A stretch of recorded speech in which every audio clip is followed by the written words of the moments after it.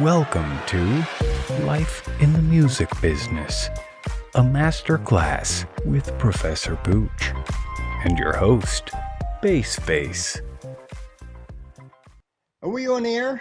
Yeah, we've been on air for a minute now, but I never introduced it. So No, but that's an important subject for people to know. I mean, they tell about these 4K, TVs, which I have one, and there's 5G phones, and it's all bull because no one makes this stuff. And like Johnny and I were discussing, part of the problem with it is, we have 4K monitors, but we can't use them because the computers and everything yeah, I mean, doing matches up. we have the little webcam thing, and it shoots 4K, but I mean, it's so It laggy. takes an Oh, insane amount of memory and yeah, space. yeah. And But I mean, that to me is the equivalent of like recording in 96K, 32-bit. Where a lot of people always say, "Oh, 44:1 is the best," but I recorded that's like me. It's like doing 4K in audio, and that's how I record always. And every time I like I'll back up my hard drive, it's like a couple hundred gig. yeah, so picture now picture what it's like when you shooting in 4K, how much space it takes up on your drive. Johnny and I both got, half decent sized drives into the terabytes. And with the cloud and everything, but it's still, what the hell? Do you have to have your own server? I mean, I basically do have one, but your own server in your house.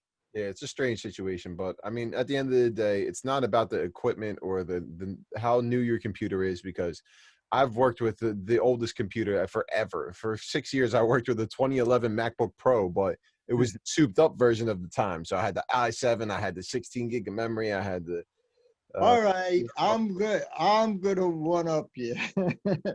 My first time online was in '85. There was no internet. That didn't appear. It was just bulletin I boards. wasn't even a thought then. Yeah, well, I was using it's when I was using computers. And it was dial up, and you had these bulletin boards. I think there was just certain companies, and you were on their bulletin boards. It was kind of strange and too much to explain. What was amazing back then, the computer I was using was the newest thing called a Fat Mac. Now, a Fat Mac had no internal drives, and I got and went out and bought. I mean, this is hilarious to people who know anything about technology, but this 700 megabyte hard drive Jeez. that cost me $750. Now, megabyte. See, back then there was no pictures, sound, videos. It was just text, and it was hard to fill them up, believe it or not. Yeah, no. And what we're doing nowadays just I would eats up Oh my memory. God. I mean, one of my songs that I'm working on with one of my clients right now is about 30 gig, the whole project. Oh, geez. Yeah, I mean, and that's just one one cut of it. If you do like three remixes. Crazy. Oh boy, and everything's being remixed. Oh, I get questions on that, but I, oh, I find it interesting too. Usually when you hear it and you're like, you catch one of the flaws and you're like, wait, why does it sound like this? And then like the next updated release or whatever, it's a totally different mix. They had somebody redo the entire thing, and oh, you would have no idea unless you caught it beforehand. we can go nuts in this. By the way, we didn't even announce the show, so that's Johnny, and I'm Pooch, you know, known as Professor Pooch. And we're here with you on this episode of just things going on in the music business in our lives. And, if we're musicians, we live and have a life, and, contrary to popular belief, Yeah. but it delights all in music and stuff like that. So I got something in the mail today, and I almost crapped when I saw it. Now, what it is it's trademark publication. Now, I just had registered recently a trademark, actually for this show. This show is trademarked. But what happens is Somebody gets into their mail system, and all of a sudden, it was $225 to do the trademark. Yeah. They're asking me for $1,430. The trick is you got to read the little fine print in the right-hand corner, but it's beyond that. I went on the internet and looked it up. And this is a company that has changed its name 3 different times when they got caught. And what they do is what they're really saying is you don't have to send this in. It just won't be in their publication. But the way it officially looks, your trademark, da-da-da-da, and they're asking me to pay $1,430. It amazes me what people, believe nowadays. I guess. Great. I mean, that the same thing happened to me because I opened up I have 2 LLCs, and both of them, when I signed up with them, I think it was the second one that was the most recent. I got a thing in the mail and it said, "Oh my God, you owe this, you owe that, you owe this." Yeah. Thing. But then, like, if you look at the bottom, there was like a part that was like it looked like it was serrated, but like that's where you're supposed to cut on the line. And if you read right there, it said, "This is not an official government document." Like, right. The point is you got to read the fine print.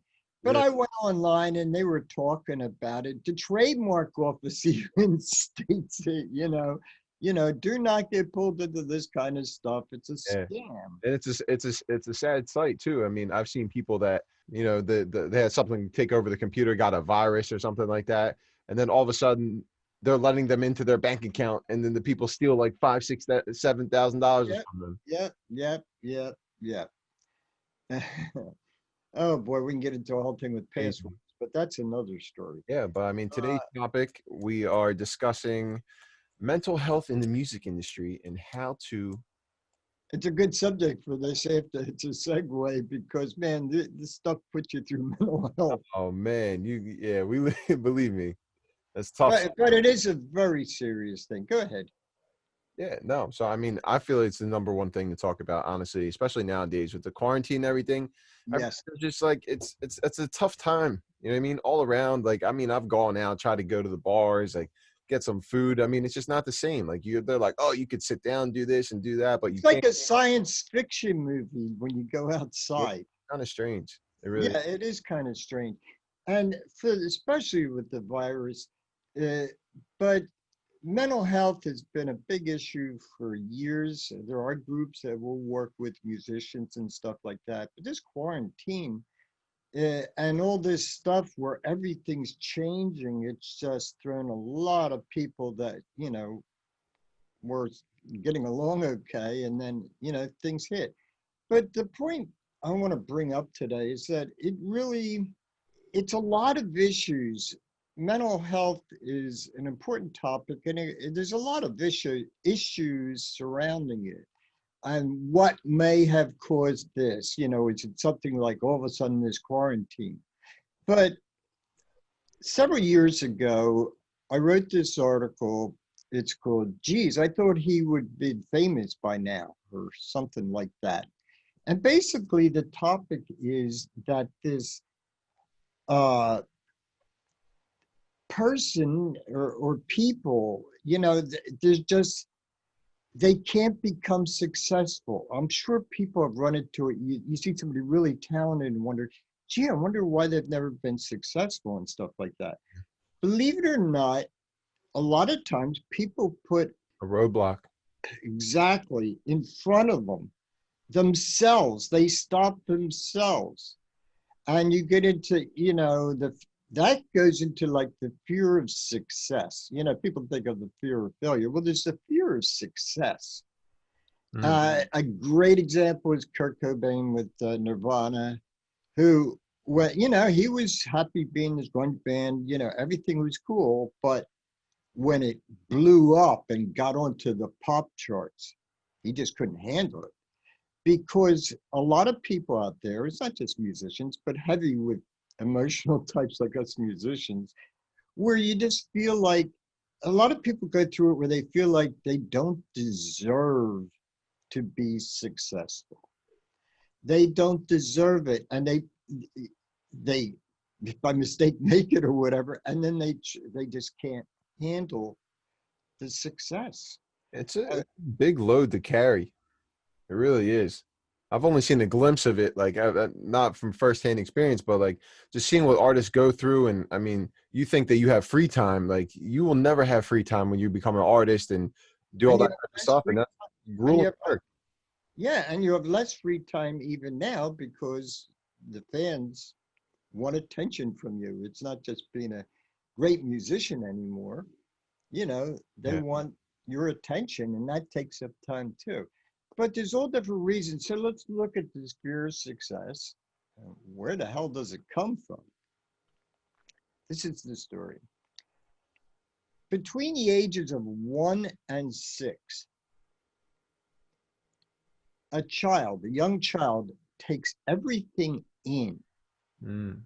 but they can't reason. See, one of our main inner senses is a thing called reason we get when we're further adults, where you could say, yeah, that makes sense. No, that doesn't make sense. You know, it's called reason. It's one of your inner senses.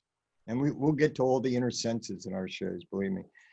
But like imagination, which we depend on. So where the heck was I? That was being like as a child takes everything in from that. Yeah, a child thinks everything between the ages of 1 and 6. They can't reason. When somebody tells them, it could be a parent, a teacher, a nursery school teacher, a relative, whomever, your priest, whatever, says, you're a bad kid, or I'm going to tell your mom what you did, or just really knocking this kid. Now, this kid is between 1 and 6. They don't have the power of reason. They can't think to themselves. This doesn't compute. They take this as fact that there's really something wrong with them. They take it as fact. The kid it doesn't have the wherewithal to say, that woman's drunk. What the hell's she talking about? We get that after 6 years of age. We start being able to reason, or that person's crazy. I don't like her. I don't have to listen to her, and things like that. Yeah. So what happens is, and people don't understand it, you might not even remember 7/8 of the times this happened when you were young, where somebody said really horrible things about you, and you thought it was a fact, that it was just this other kid laying out on you, or whatever it was, a tired parent or whatever. The whole point is, and people are going to wonder, well, what's that have to do with us now? The point is that the brain is an amazing computer. And this computer holds every single thing, unless you've had a brain injury, every single thing since the time you were a little kid. And there's still this person thinking, gee, there's something wrong with me. I don't deserve to be successful. I'm no good. And they have all these negative things. They hear negative things from their parents. It's about money. They get, and a lot of these things from the ages of 1 to 6 really affect them. And it goes a little further than that, realizing that somebody else is, yelling at this person who's yelling at this person who's taking it out on you. You don't know any of that stuff. That's way beyond everything. But you also have to keep in mind your genes, the DNA kind of stuff. You could have some stuff in there from generations back, and the times have changed, and it's but the point is, you can do something about it, and it's a computer. Your mind is a computer, and you can reprogram it. I'm not going to go into the heavy parts of it today, but you can reprogram your brain, and there's different ways of doing such a thing like that. I cover a lot of this kinds of subject matter. By the way, I have this book, God Didn't Create Alarm Clocks. That's where it comes from. I have the articles in that book and stuff. It's a bunch of my sayings and stuff like that. It is. Oh, there you have it. Yeah, God didn't create alarm clocks. It's an empowerment, self-empowerment. It's to help you to understand yourself so you can understand others and why they are the way they are. And there's a personal section as creative people and dealing with other creative people. And there's a section on the business and a section on the legal end. So you make sure, you're really covered. So you feel safer too, because you're protected again. that's really important. But my thing is, and I've said this often, and I've even posted on Facebook, hey, if somebody's having a problem right now, give me a call. I'll be happy to talk to them. And I spread it out to some of my friends, if people, because I want to keep people feeling good about themselves. This is, especially nowadays. Yeah, of course. I mean, we're all in this together and at the end of the day, so you got to be able to help each other out. Yeah, and the thing is, you might see other people like this, but look inside too and see if you're putting roadblocks in front of your head. I found a couple in mine when my parents, I didn't grow up rich or anything like that, and when they must have been talking a lot about, money, and I'm thinking, and I come from the 60s, money is evil. Well, wait till you have a wife and 2 kids. You know what I mean? Money is a necessity. It's just part of life. But but you can check out this book. It's got a bunch of my, Poochisms, that's what they call them, my sayings. But I'm trying to really help people feel good about themselves. It's amazing, how many people I see don't feel confident in themselves. But if I ask them why, they have no answer. That's the worst part.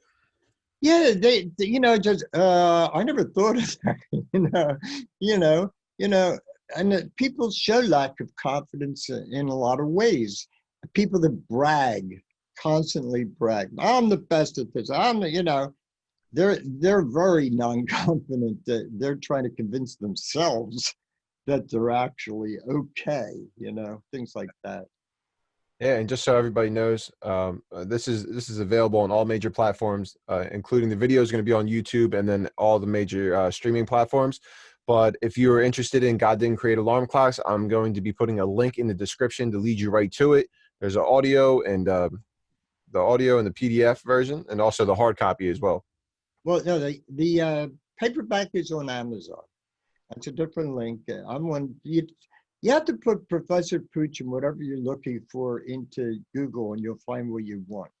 So you put it, Professor Pooch, God Didn't Create Alarm Clocks, Amazon, or something like that, or Amazon. I have a Professor Pooch authors page with all my books and courses covering the whole music business. But this book is special. I always said, I always want to, show people how to get in, survive, and succeed without getting ripped off. Well, with this book, I was able to add a dash and say, while staying sane through the process, Yeah. because it's a thing. You're inside your head a lot, you're creating or whatever it is, even if it's the business end, it's an emotional industry. So, I mean, even our school system, when we go through the whole system and whatever, and we start going through everything, I mean, they push us down so much that we don't even realize how much it'll affect us in the future. Very good point.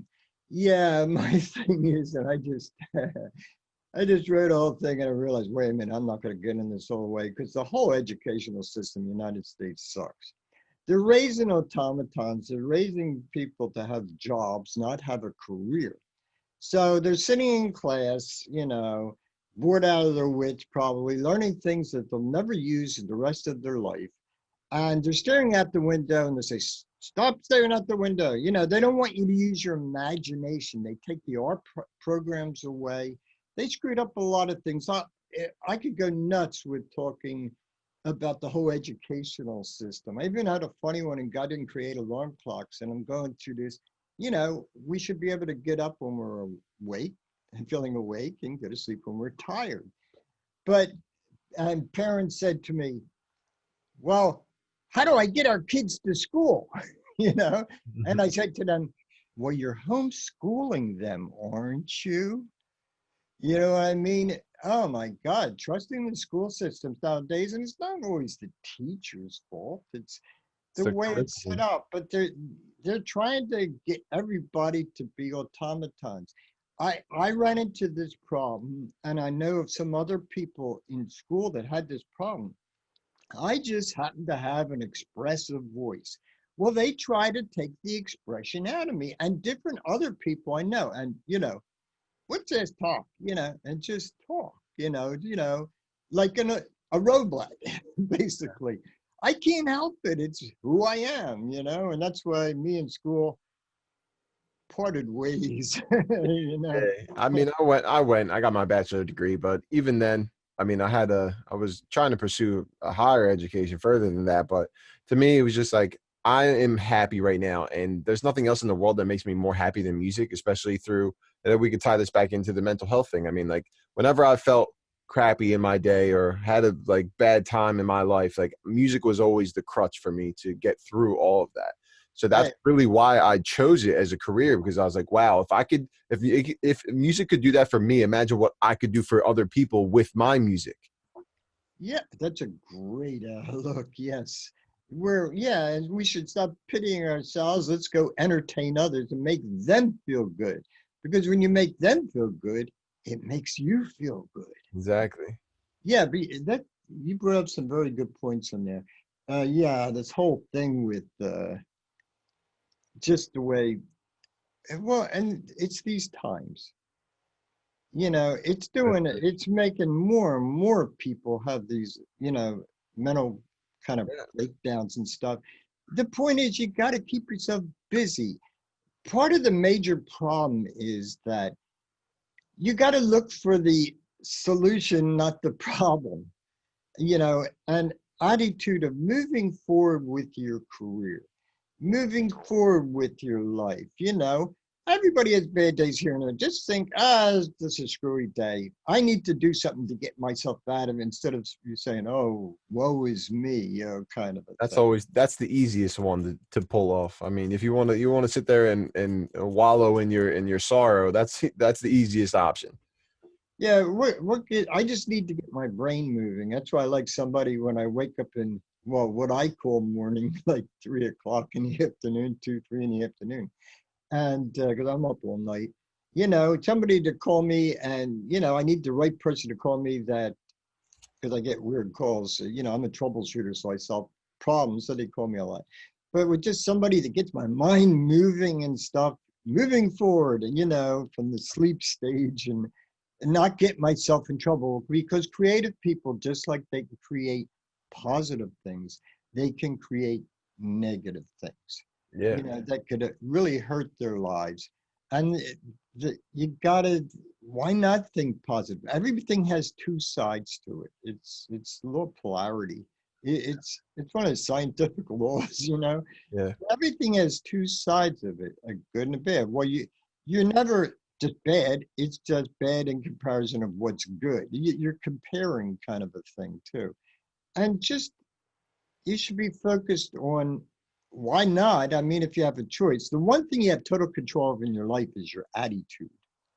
And if your attitude is good, and, you know, thinking forward, thinking positive, thinking something that's going to be worth something in your life, because every minute we got here is, you know, a minute that's going by, you Yeah. know. Exactly. And do you want to feel bad? I mean, attitude is one thing in life we actually have power of control over. It's the only thing.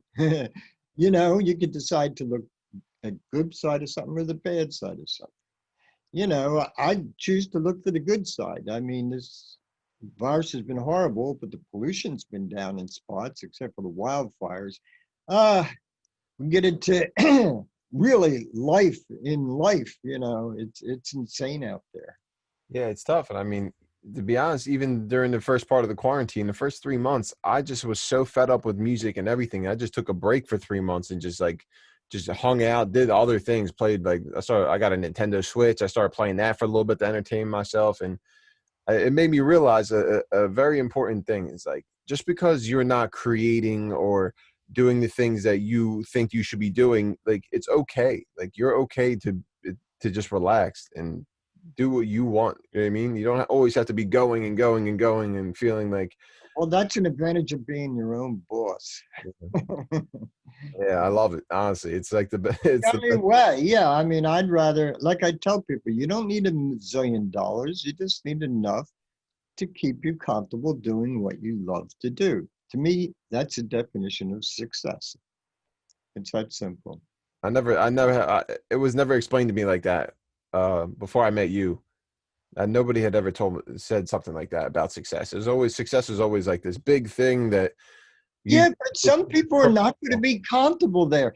Kurt Cobain was not comfortable there. yeah, You know what I mean?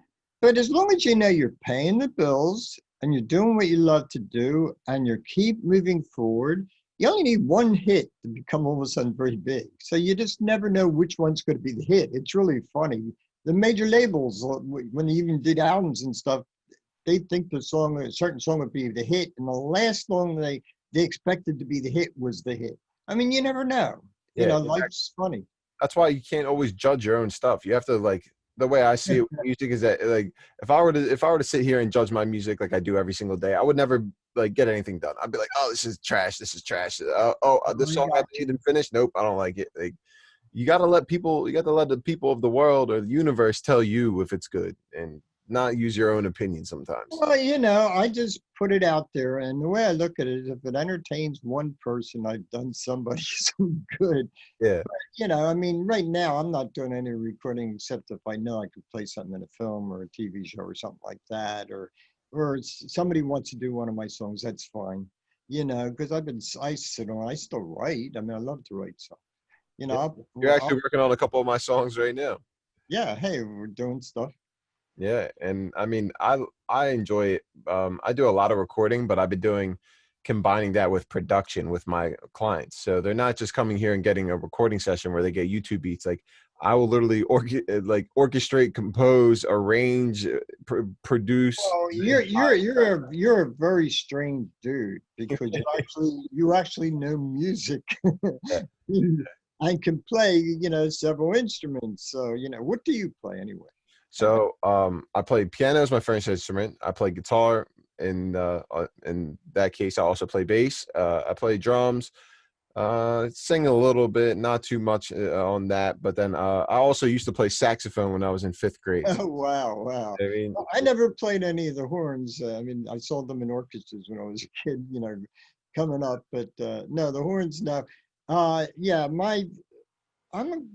I would say a good rhythm guitar player and half decent piano player, but I wouldn't hire me for anything that I'm doing. I would hire somebody who's much better than me. I mean, you know, honesty. my You head and got to fingers, appreciate it. my head and fingers go two different directions. You know what I mean? My brain says what it is, but yeah, I don't practice enough but I do Yeah, take it. sometimes the problem for me for a while because like I studied music theory when I was a kid, and then like I picked it back up when I started making music again in 2013 and teaching like I found out I could make my own music. Like after a while of learning all the techniques and everything, it just became about numbers and not about the feeling. So like after I taught myself how to really just be able to like close my eyes and play whatever, like my music just took the next level up. Yeah. Can't You go just never can't know. always go by the book. That's basically the moral of the Oh story. man, talk about that. I mean, like I'm thinking, and it was like or whatever. The fate of how I started playing the guitar, and that was I was playing the violin. You know, that's what my parents got me, and I was at lessons. You know, Yeah. and I think I sucked because I wasn't really into it. But I so much and it was really hard, wanted to write rock and roll. I'm a rock and roller. I've always been my whole life. And I wanted to do rock music, but a violin trying to write rock music. Well, talk about weird fate. For some reason, my mother, who would never ever do anything at all musical of anything, went to the recreation center across the street and started playing the ukulele. Wow. So she brought it back and this is interesting. So it was a 4-string, ukulele was the bottom 4 notes on the guitar and stuff, but an octave, well, whatever. Yeah. So the first thing I got was a 4-string tenor guitar. And then I got a 6 eventually and stuff. But oh man, my mother was never into anything like that. She was an English teacher. Okay. And she wasn't into anything like that. And she, for some reason, one summer decided to get a ukulele and said, oh man, there's my answer. So I told myself guitar because I'm into guitar and stuff. And I played electric for years, band stuff. But I started my It's on this side. I can remember I'm backwards. Uh, my Gildy 50 that I've had since 1973. I will go on record to say that is the most beautiful sounding guitar I've ever heard in my life. Though it's just it's Age, the age on wood. an instrument Uh, is unbelievable. Yes, it's. I mean, we've used it. It's so funny. Here's an acoustic guitar, and what? It's such a full sound. It's a Guild D50. It's such a full sound. It's been on hundreds of recording sessions where, with rock and roll, they'll play the old screaming electric, and then they'll play that underneath the same lines, and it just thickens everything up, man. You know, it's really full sounding and stuff like that. it's kind of awesome how you can hide things in the mix of a song, like tucking Oh, yeah. back, like you feel it more than you hear it, and it's just Well, it's that's it. Hey, that's one of my favorite topics of teaching somebody producing. I did that all the time in my recordings. When it was just like bass and drums and voice or something like that, starting off a song, and that was all, but you felt something. And I used to find these great, when we call pads of like strings, keys, or whatever it's string. like a multi-synth of sorts. Yeah, it's just a thing, and then what happens? The very end of the song, because what I do is I keep slowly raising it to the verse thing, and all of a sudden you start hearing it, and in the end of the song, it's really out there, and people say, "When did that come in?" Because the idea is to feel it. You can make people feel things they don't have to hear it. Yeah, and that's the thing nowadays too, especially that I feel is a good segue too. I mean, a lot of people try to make music to fit in or to go in with the trends or whatever, but the best way to do it is that you got to feel it. If you feel it, then you know that somebody else will feel what you felt. You know what I mean? You know how many people there are on the earth? Or even if they felt something different, they would feel it. That's There what I'm was a saying. mood. It could be a different emotion, but they still feel something. Yeah, see, the idea is I look for things to create a mood. Or you know what I always say, it's a great song takes me on a mini vacation to another dimension. What it is basically, it grabs you. I mean, it's a dance song. If it's good, it's going to make me get up and move. Yeah, it's things like that. They affect you in some way. And you take your person away from work or wherever it is they don't want to be thinking, and you're helping them. That's helping people's mental health. And nowadays, by the way, it's very important to know they're looking for happy-go-lucky stuff. Oh, yes, they are. And you and I are going to be talking about one in a second after we get off the show because we were working on something before. But yeah, I mean, they're looking for ups, especially for TV, film, commercials. Look at the songs that are in commercials right now. They're up stuff. People need to feel up because everything out there is so down. And this is what's the word? Cyclier? Cyclier. It goes by cycles. So, but we went through this after the Vietnam War in the 70s. Okay. You just needed a break. And there comes disco, whether you liked it or not. But they started getting more up kind of I music. loved it. I found out about it when I was a kid, and I fell in love. Well, the thing is, I like dance music because it just does something to me. I mean, it's got to be good. It's like anything. I'm into all styles of music, right? I don't care what it is, you know, but it just has to do something to me. And dance, I mean, some dance music just really gets me going. I mean, now I really like Muse, and Muse isn't dance, but it's danceable. Some of their stuff is just Exactly. it's just an up kind of thing. But yeah, I like different kinds of house, all different kinds of dance music. But it's just got to be a great song. 100%. That's how I feel too. But I mean, I relate to a lot of the older style music from like the Motown and you know what I mean, everything from that era. Whatever hits you. It resonates with me so much because it's just like the craftsmanship that went into those songs was just like top Yeah. tier. Well, I'll put it to you this way. I don't, you can take it for what it is. But when I was starting out in the music industry, the strange things, it was only major labels back then. There was no, I was a recording artist. There was major labels. There was no indie anything back then. I would, no, where the hell was I going with this? Back when I started out, the weird part about the majors of back then is they actually had music people in executive positions. So I could play something pretty poorly, and they had the minds to say, ooh, this verse could be the bridge here. Now let's move this bridge over to the chorus. This is a pre-chorus here. They knew music. I didn't have to be. Nowadays, you have to have a finished master to show anybody anything. Yeah, it makes They sense. don't want, this way, there's no doubt in their mind it sounds like what it's going to end up sounding like.